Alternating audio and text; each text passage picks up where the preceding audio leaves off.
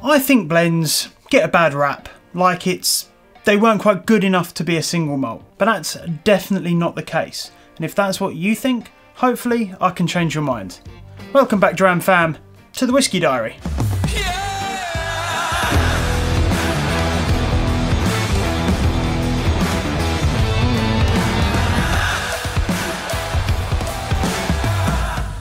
This week we're going to be looking at a few blends. Now, blends are not all bad. I think a lot of the time people see blends as like a cheaper alternative to single malt whiskey. And it's kind of fair enough. A lot of the time the cheapest, or at least the lowest priced whiskies that you'll find in, say, your supermarket will almost always be blends. But that doesn't mean that all blends are bad. It doesn't even mean that the whiskies in the supermarket that are the cheapest that you can find are bad. Everyone's palate is different. But I think there's this misconception that if it's being sold off as a blend or if it's being sold to bottlers to blend, it's not good enough to be a single malt. But some of the blends I've got here are better than some of the single malts I've got, which are the same price. Blending is an art form. For anyone that's tried to make an infinity bottle, if you don't know what an infinity bottle is, get subscribed because I'll be going over that in the next couple of episodes or so. But if you've tried making an infinity bottle, you'll know you can't just throw any old whiskey together and end up with something drinkable, let alone good. Blending is hard. But before we go into tasting some whiskies, let's maybe talk about what exactly a blend is. So fundamentally, you've got two big brackets of whiskey, which almost all whiskies fall into. It's either a single something or a blend. If it's a single malt or a single grain whiskey, it just means that it's been distilled at one single distillery. If it's a blended malt or grain whiskey, it means that the whiskies that comprise it have been distilled at different distilleries. So fundamentally, blended malt is a mix of different single malts. Blended grain is a mix of different single grains. A blended whiskey is a mix of any of the above. Just because they're blends from different distilleries doesn't mean they can't have some of the statistics that we'd usually look for. They can be regional. We've got a couple of the bottles coming up which are actually regional blends. They are blends of different whiskies from a given region. And we can have age statements. You can have a blended whiskey which is comprised of only 10-year-old or older whiskies.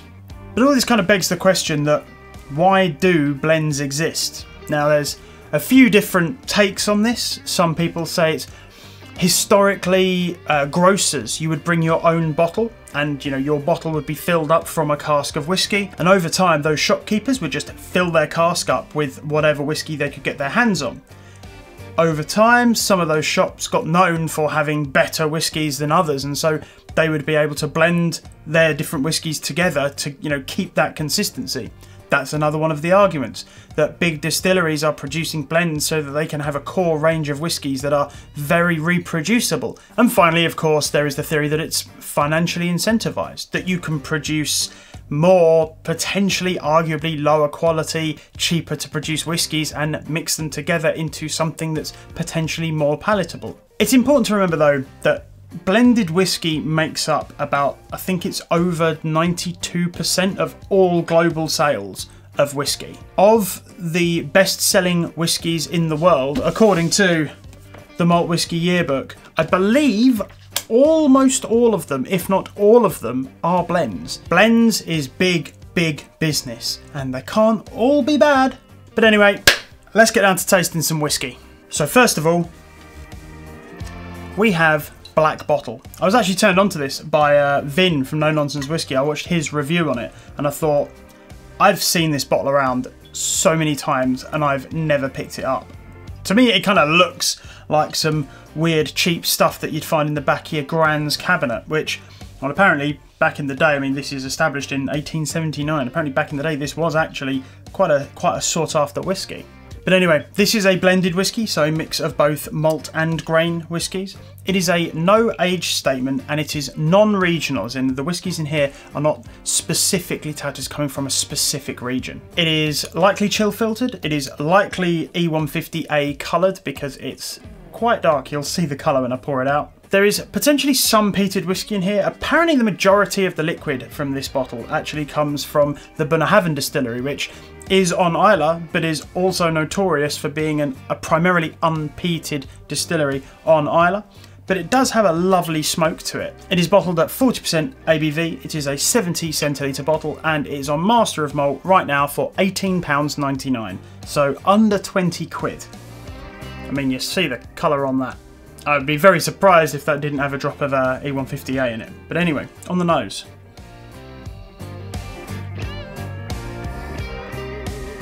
Immediately, it just smells to me like sweet, smoky Coca-Cola. Like, spot on sweet, smoky Coca-Cola. A nice fruitiness, a little bit of grapefruit, like grapefruit rind. Got like a kind of bitter smell, not bad in any way. A nice subtle saltiness and a little bit of an ashiness to it as well. On the palate.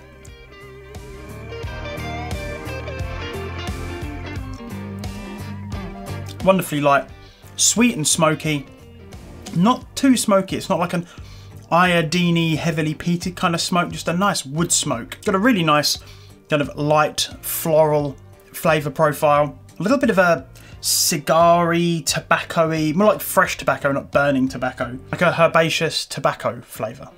Finish on this, wonderfully sweet, a little bit grain forward. It kind of tastes a little bit more like that kind of grapefruit note coming through, which is what you get from a lot of grain whiskies, but it's not hugely undesirable.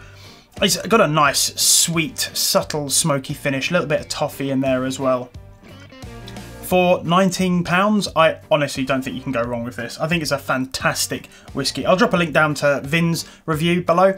He goes into a lot more detail about this, and yeah, he really knows his stuff, so go check him out. But anyway, on to the next one. This is Spice Tree by Compass Box. So this is a blended malt whiskey, so it's comprised entirely of different blended single malts. It is a no age statement. It says it's non-regional, but I've heard that all of the whiskies in this come from Highland distilleries.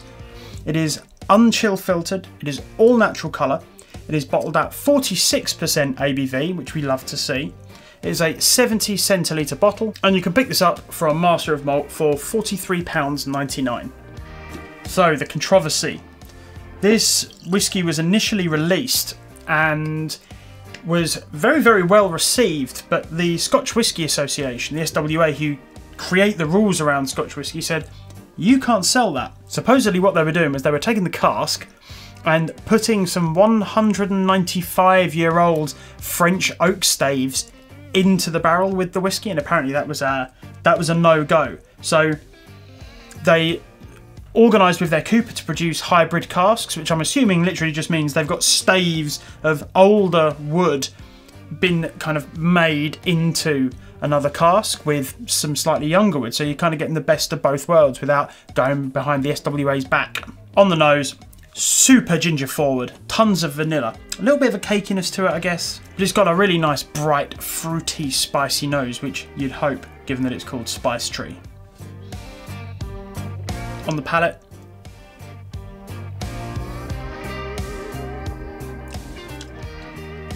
spicy for sure, tons of ginger, maybe a little bit of white pepper, piperine maybe. It's like it's the spicy compound in pepper. It's wonderfully sweet.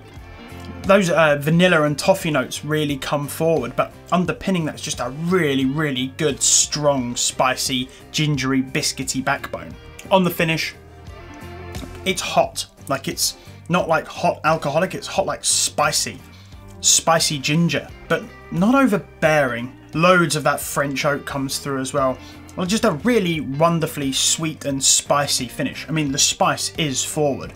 I can feel like prickling around my mouth afterwards. It's absolutely fantastic. It's incredibly rich. I've not had much out of this. It's only turned up yesterday, but I could go on it last night. I found it incredibly Moorish.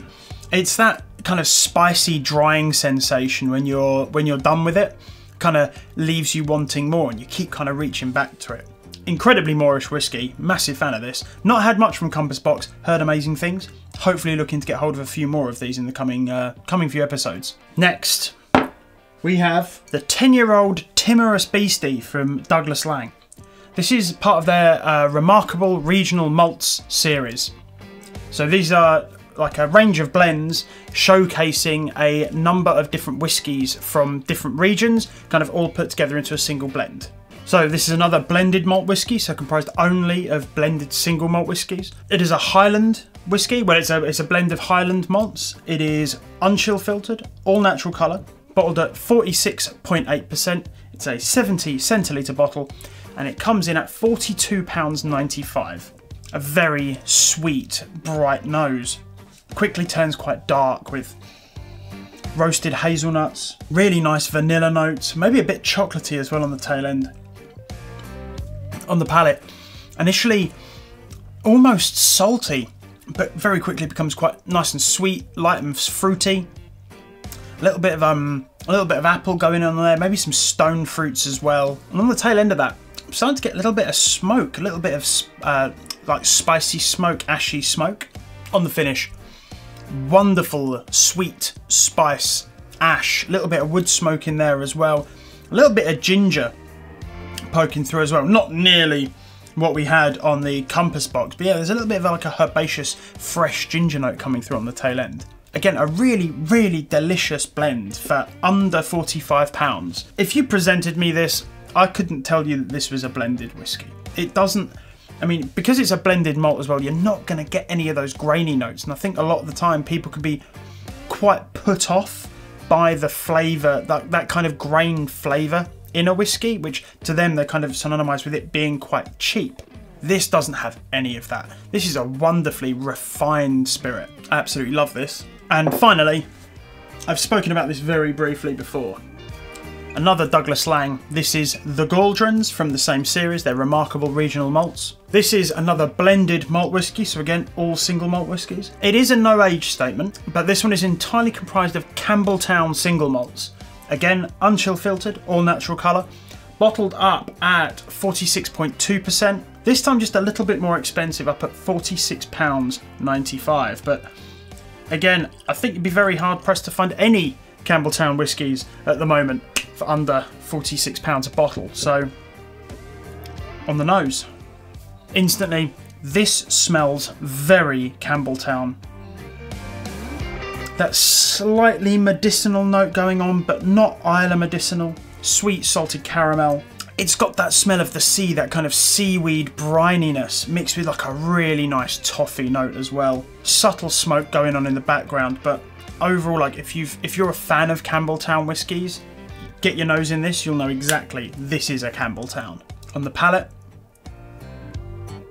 is incredibly rich and creamy.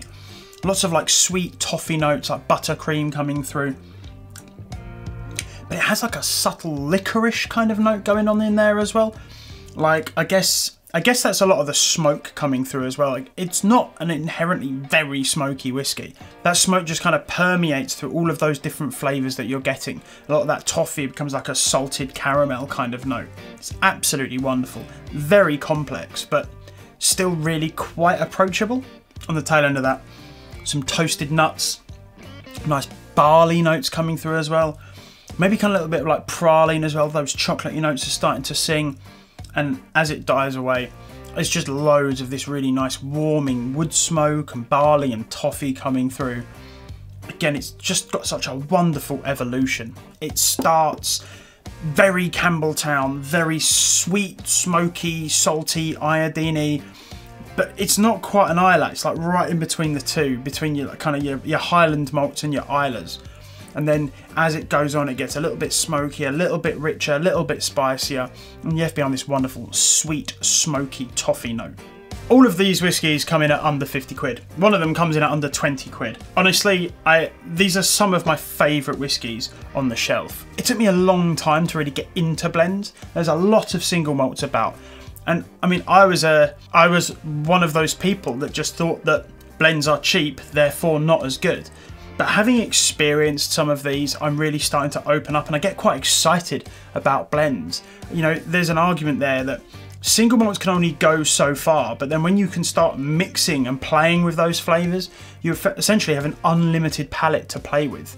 But anyway, that's enough from me. Thank you all very much for watching. If you've liked this video, please do drop a like down below, and if you'd like to support the channel, please do consider subscribing. Let me know in the comments down below if you're a fan of blends and if you know any blends that I should be checking out. And on that note, Slanjava.